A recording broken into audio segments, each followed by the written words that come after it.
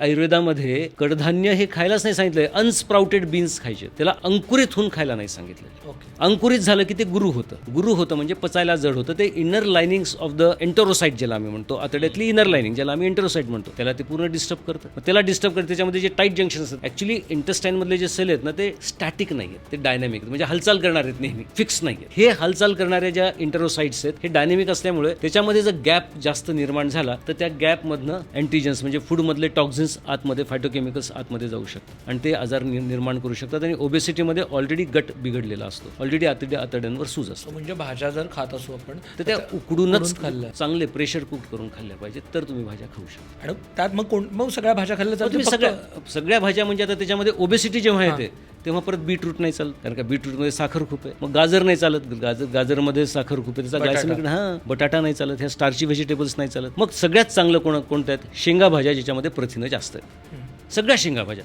सगळ्यात चांगले प्रथिनं, शेवग्याची शेंग आहे, गवारीची शेंग आहे, बिन्नीस आहे, चवळी आहे, वाल आहे, अशा ज्या शेंगा आहेत ह्यांचं प्रमाण स्थूल व्यक्तीने वापरलं, जास्त ठेवलं.